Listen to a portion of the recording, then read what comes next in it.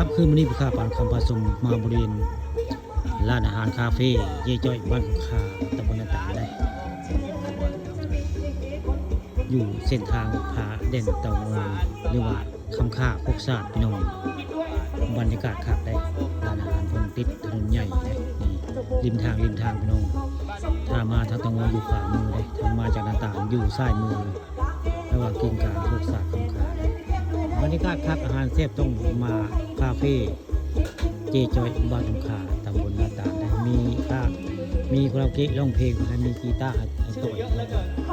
มีกีตาร์ก็มีนะแล้วก็มีไมค์เตรียมพร้อมเลยมากินข้าวหรือว่ากินก๋วยเตี๋ยวแซ่บอาหารตามสั่งพี่น้องจะมาได้นี่คือ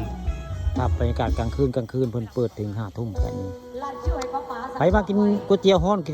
น้องก๋วยเตี๋ยวฮ้อนก็มาได้ค่ำคืนมื้อนี้ผู้พาปานคำผสมก็ได้มาในร้านคาเฟ่เจจอยบ้านคำคาตำบลนาตาลอำเภอเตางอยนี่คือเป็นภาพเส้นทางเตางอยผาเด่นบรรยากาศกลางคืนได้ข้าปานคำผสมก็ได้มา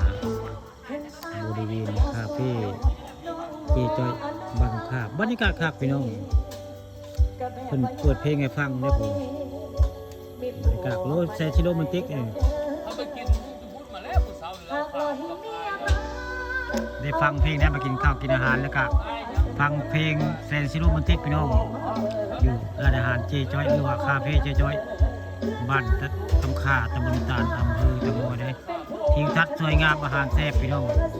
ต้องมาร้านเจจอยบ้านคำค่าตำบลนาตาลอำเภอเตางอยได้ค่ะปานคำผสมกับได้มาบริเวณร้านอาหารเพื่อได้มื้อนี้ใครอยากมาร้องเพลงก็คักพี่น้องนี่บรรยากาศคักลุ่มแจ้งได้นี่